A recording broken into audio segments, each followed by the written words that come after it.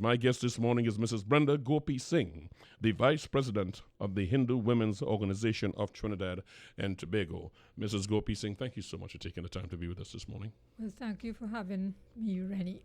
I would like to lay out for our listeners the position of the Hindu Women's Organization, but just before we do that, for the uninitiated, give us a quick insight as to the organization. What is the Hindu Women's Organization? Well, the Hindu Women's Organization is made up of Hindu women, obviously, and we have taken the position that we should pursue an objective in the interest of women and girls.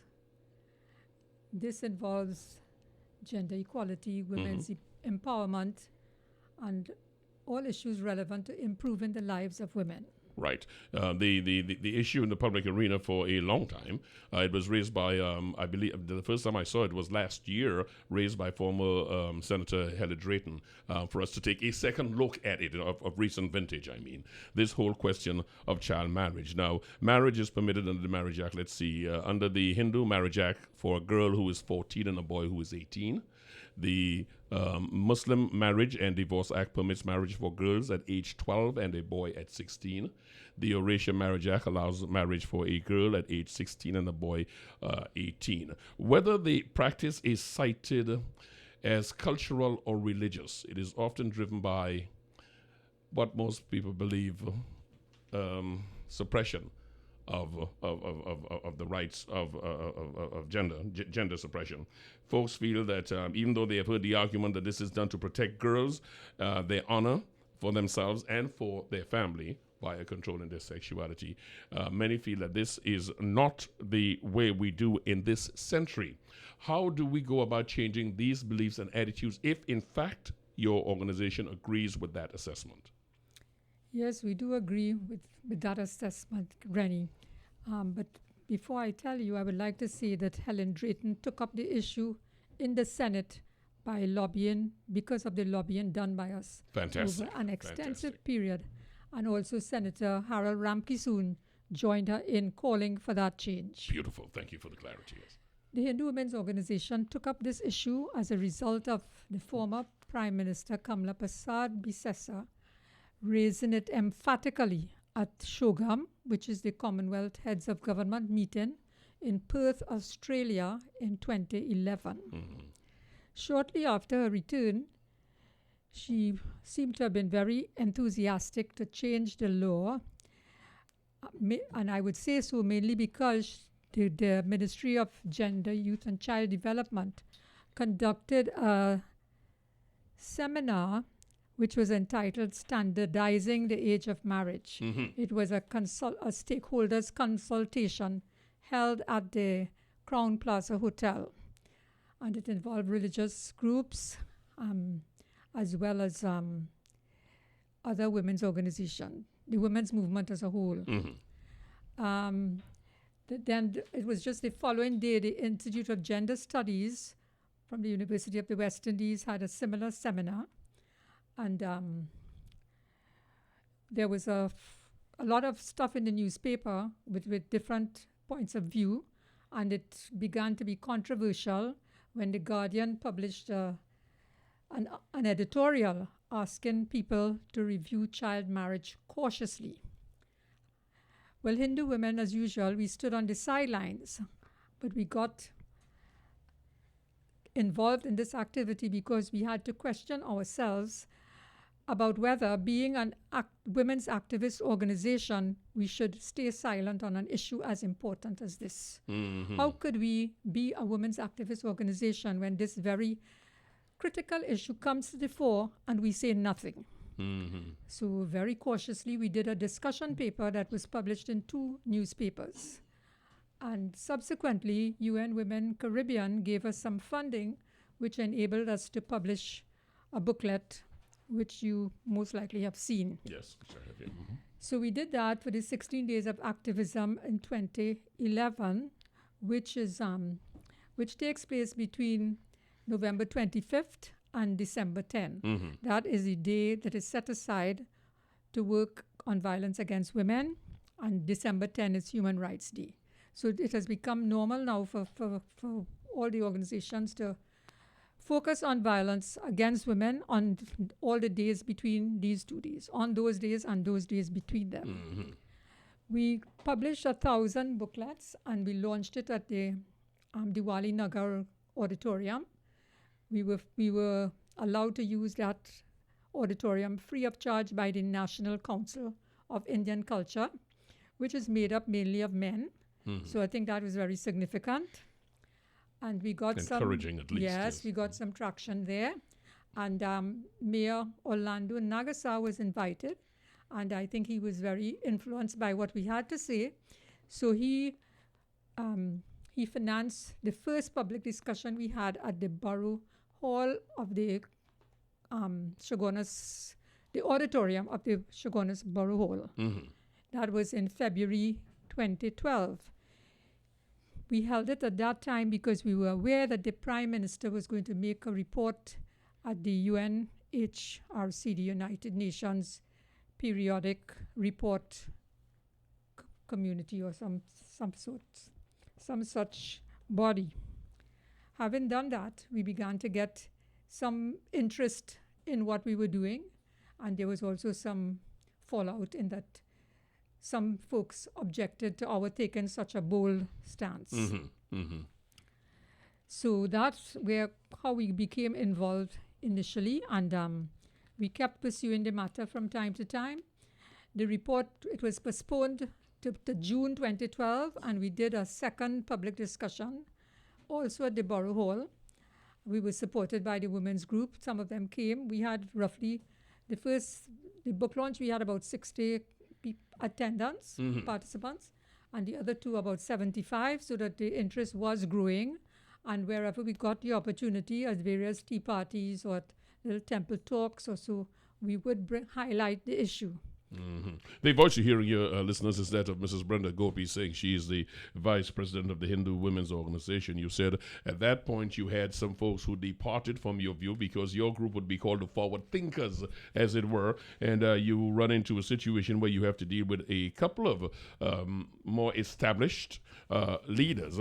For instance, earlier this year, the leader of the interreligious organization, Brother Hari Prasad Maharaj, stated that the IRO met with other bodies and unanimously agreed that no government or law should interfere with child marriages. Many organizations subsequent to that said we were not consulted, we were not even there. He went on to say, however, there is no benefit in saying people should marry at an older age. He was supported, of course, by Sat Maharaj of the Mahasabha, who said it acts as a safety net in the event of a child becoming pregnant. I could not get the link there. Maybe you could untangle that for me. It left me twisted. I still am. I don't mean to put you against anything specifically. I'm just trying to get, because it's a Herculean task for your organization of forward thinkers to get to the general citizenry when you have folks in positions, leaders of the Hindu community, who are making statements like this. I mean, he said religious leaders must be the only ones to make any change in the laws of the Hindu community. This is a problem for your organization to reach other people. How do you respond to this for the layman who is hearing your forward thinking, looking at the information and going like, hey, there is something in this here, because girls are really denied their right, their upward mobility intellectually and economically.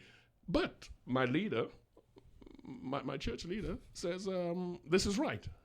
Well, I have to go a little, sometime before that, because this is from 2012 and now it's 2016. Mm-hmm. What we did was we had, as we say, public discussions, but also we lobbied quite a few groups, and we had a petition on the internet where we had close to 1,000 signatures. Mm-hmm. And in May 2013, we presented it to the Ministry of Legal Affairs, the Minister of Legal Affairs, Prakash Ramada, and it went nowhere at all. Mm-hmm. We also took it up with the Ministry of Gender when they hosted the Minister of Gender from India also in May 2013, but they assured us it was on their agenda. And of course, nothing happened. Mm-hmm. And in between, we spoke about it during the years. We went to I also addressed the women of the inner wheel, and then UNFPA had a seminar for nurses that were being trained, and I was asked to come to discuss the Marriage Act.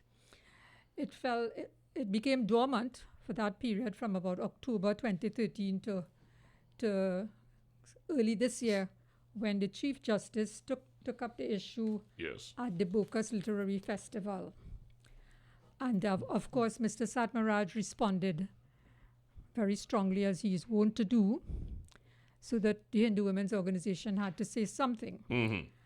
And we just said that we also were concerned about young people having sex, but this did not change our thinking that the law should be changed. During our public discussions, the first public discussions, we had members, women from religious groups, religious women from different organizations. Mm-hmm. So we had the Muslim, Hindu, Orissa, and Christian. So we had those discussions, and they were very promising in that we, Rose Mohammed from the Muslim Ladies, she cited the fact that whilst you say sex with a minor, older men having sex with a minor is a crime. Yes, Archbishop Joseph Harris called it legalized statutory rape. Yes. the fact that when they're allowed to marry, it became okay. It meant that the law was legalizing sex with minors, which was contradictory. I think that is also a factor that Gayatri Paragas made very clear. And you mentioned the Chief Justice, because his statement was really good. He said we cannot speak about child rights when minors are allowed to marry. Yes. Mm-hmm. So also after that we got into trouble because we have been told that we should not. In other words, we should not have an opinion. I think basically it's patriarchy. Women are not supposed to think really. Mm-hmm. And although we follow in the education system and becoming lawyers and teachers and whatever else, we should not touch this part, which, what it is a male domain that determines what women should do. It follows the warped concept of women as property, female yes, as well, that property. is one of the exclamations of the UN the CEDAW and the child's rights, the rights of the child, Convention of the Rights of the Child, that when you marry the children 12 and 14 years, you are treating them as property. Mm-hmm. So I had to answer a question. No, that's fine. I just wanted to make sure I allowed you enough time there to deal with that, because, as I said, the bigger problem you are looking at is there some people who agree with you. Past Trinidad Muslim League President Nasser Mustafa said under no condition someone should be coerced into marriage. This is under the Muslim faith. I am struck by those who insist that we must keep them at the lowest achievement goal. This is the females, young girls. Those who insist that we are going to continue to have them married at young ages and see it as nothing else but what it is, which is a crime. Thus far, the AG has weighed in. He met with stakeholders. It was decided that, yes, the laws of Trinidad and Tobago, together with the treaties and conventions we have signed, the age of consent is 18, and we are going to try to streamline that. That is going to be a challenge, is it not? Yes, well, what has happened? And what have you heard from it? What has happened in January, well, that's earlier this year, a coalition was formed of about, I think it was 19 different organizations. Among them were the Association of Female Executives of Trinidad and Tobago, the Caribbean Association for Feminist Research and Action, the Coalition for the Inclusion of Sexual Orientation, which is CAISO, Family Planning Association, Mama Toto Resource Center. There's a new group called Say Something, and also Women Mantra, Women Working for Social Progress, YWCA, and WINAD, which is Women in Alternative Development.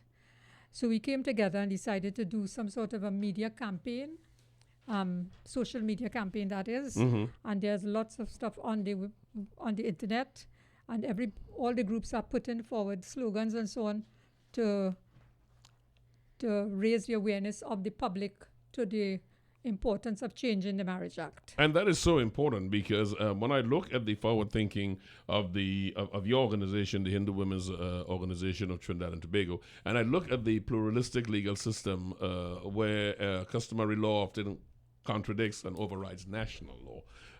It is a challenge, and I wonder when it is taken, you're going to have folks like Sat Maraj and others, detractors, who are going to move very fast to say that this is a violation of free expression of religion. So it's a case of educating the citizenry, and that's why I ask you here this morning, and what else is being done as outreach and to get the centers within the Mahasabha to come around to seeing the position of your organization, and not just the Mahasabha, but like organizations that represent Hindu women. Well, I think many women uphold the view that the Marriage Act should be changed.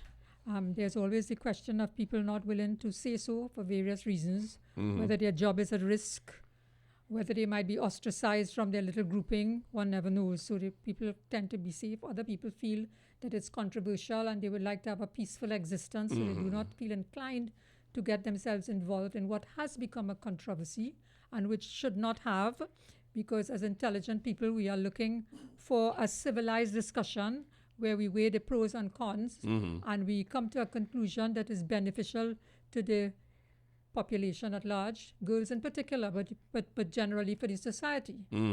So whilst it's difficult, we hold on to our stance.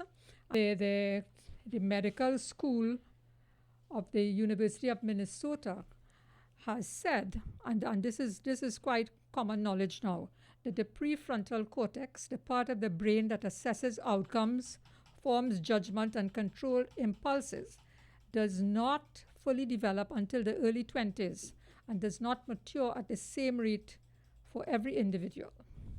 Also, one of the things that have been said is that sometimes experience can play a significant role in the development of the prefrontal cortex. Yes. And children exposed to a variety of stimuli and challenges may develop more quickly. So our position is that the law should be changed to the age of 18, but that some provision should be made for marriages of the ages between 16 and 18. And we consider this feasible under this condition. It is human to understand, inhumane it just defies logic to see that folks know that children getting married and getting pregnant are going to have greater complications in childbirth. I mean, they don't even know how to deal with this. Yes. It is amazing. By the way, are you supposed to take in any phone calls this morning? Not particularly. Not particularly. All right. So we will stay on where we are. That's fine. I normally should have cleared that with you way before. But I want to go into the area of making people understand why they have a stake in this, even if they are not Hindus, because for some reason, sometimes we fall into our own little corner of the sky and say, well, that's not my concern. Well, you know the saying, they came for me and I said nothing, and then, you know, right. But the communities and communities and nations suffer from this Child Marriage Act. And you can take that in the bigger context, because you're denying the nation of a lot of potential when this happens. Even if you looked at it strictly from a contribution to the state, you are looking at a lot that is deprived of the state by having these mines, these potentially good mines, sold into this sort of servitude. Well, one of the major things is that it curtails the education of the girl, and it can lead to poverty. Yes. And there are lots of great information that has come out. We have the Psychological Association speaking of the issue that sometimes these children are prone, after marriage, they are prone to alcoholism, drug abuse, depression, several mental health problems. So that is a disadvantage. It might not be your business today, but next year it can be your sister, your brother. When they get involved, sometimes your brother might become a murderer because he involves himself in domestic violence. All these things are possible when these people marry young and cannot cope with the responsibilities. Not just the responsibility, they have no education, no avenue out. Yes, and it's like screaming what they say, you corner a crab and it's going to bite back. So invariably you're looking at a situation like that. So basically, the coalition is saying that they would like to rationalize the age of consent as a matter of legislative priority. Mm-hmm. and to bring government laws and policies in line with international human rights norms as well as the global goals for sustainable development. This came out of the Beijing 20 plus conference that they had, I think, last year. So, so basically, the consent to marry, this is what they're saying. They want the consent to marry, to make the age of 18 consent for civil and religious marriages. Across the line, yes. And they are taking on board the request of the Hindu Women's Organization for permission to be granted in special cases and with strict checks and balances for marriage from the age of 16. Now, this is a recommendation. In our view, we are not having a fight with any organization or any person with a difference of opinion. We made a recommendation to the authorities, to the AG's office actually, and it is up to the medical and legal fraternity to make the decision, I would think. It is legal, it's cultural, it's religious. These are the mindsets that we're dealing with. There's also another dimension that's been identified by the UN, which I think you alluded to earlier, that folks get into this because the families of these girls, in some instances, are in poverty strains. Yeah, poverty. Speak to that, please. Well, sometimes because a guy is rich, the mothers or the parents find it's a good match for their daughters, and it will enhance their economic situation. So they sort of make a match and virtually sell their children for a better life. That's what, in their opinion, and it really is not advantageous to the girl in the long run, which I would think in most instances. I have to use him because he's been the most vocal one. Another thing proffered by Sat Maraj is that child marriage is one of the best methods to shape moral and spiritual values in terms of family life, he proffers. Well, I would say that might have been so many years ago, 70 years ago. It's not so. It cannot be so now. Because at the end of the day, domestic violence, you cannot, on the one hand, and this I'm speaking to the general population here, because not just, as I said, it is not just a Hindu women problem.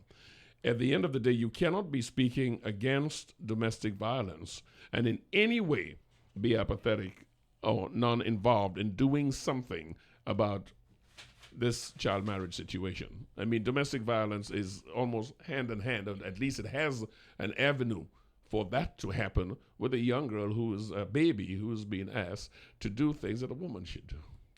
Yeah, well, also one of the things we took into account in saying that we would like to change the Marriage Act. We are saying in the last decade, and this is from research literature, a growing body of longitudinal research has demonstrated that adolescence is a period of continued growth and change, challenging long-standing assumptions that the brain was largely finished maturity by puberty. So bottom line, the child is not matured enough to consider marriage. Whilst they do get into sexual activity, we recommend sex education in schools, which is something that I think the religious bodies are against.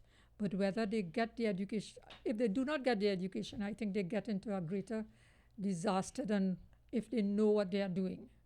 I think that's important. I think there's some sort of sex education, health and family life education in schools, yes. government schools, but the religious schools are adverse to it. If you think it's frightening to have the discussion on sexuality with your child, wait until you see what the streets will teach them. Well, we know. Exactly. I mean, exactly. I must confess, I did not check into it, but you, on behalf of the organization, I'm sure probably looked at it. What are you hearing coming out of the AG office as to how soon we can expect this to come to Parliament for discussion and to have this corrected, to have this streamlined, as it were? I expect this will come out right after the budget. But one thing, at least during this term of Parliament, it should come to the fore. Brenda, please. And we are also lobbying parliamentarians, making direct approaches to parliamentarians, all parliamentarians, to support the change to the Marriage Act. Brenda Gopeesingh, Vice President of the Hindu Women's Organization of Trinidad and Tobago. Next step for your organization to keep putting pressure and pushing this would be? Well, we are part of the coalition, and we are doing media. I think some of the members of different groups will go to television, radio, and of course we have the social media that we are working on continuously. So that's about the most we can do at the moment. Folks who are desirous of joining you in this struggle to get this age streamlined and stop this abuse, I am not at variance with the Archbishop Joseph Harris calling this legalized statutory rape. Those who are desirous of joining with you on this, your organization, how can they do that? Well, we have a website. Please. And I can give you the address in a short moment. At the same time, I can say that one of the things that we discovered was that the male parent could have given consent for the child to marry, whereas the female parent could not. This only happens in the Orisha Act, because their act was done in 1999. So that's one of the things we would like to see, that the female parent is given the same privilege as... Across the board. And Both parents must acquiesce to this taking place. And this is helping. Is that what you're asking for? You asking that both parents must be consulted and both must agree to this? Or you saying that the same privilege enjoyed by the male can be done by the female, so either one can do it? The same privilege enjoyed by the male can be done by the female. So Women's Association. Yeah, organization. And of course, you can just Google this. Hindu Women Organization. Yes. You Google that and you're in business. Yes, sir. Mrs. Brenda Gopeesingh, I thank you so much for taking the time to come in with us this morning. Thank you for having me, Rennie. To those who think it is not their fight, in conclusion, those who think this is not my fight, I have thrown up a couple of reasons why it is their fight. If you have any other way you want to articulate for them to understand why it is their fight, please go ahead. Well, it is their fight. It's our daughters, our children. And families are at risk when children get married too young and they cannot undertake the responsibilities of household and child rearing, etc. It is a cruelty that we all must be concerned about. Thank you so much. Have yourself a very good day and a very good week at the same time.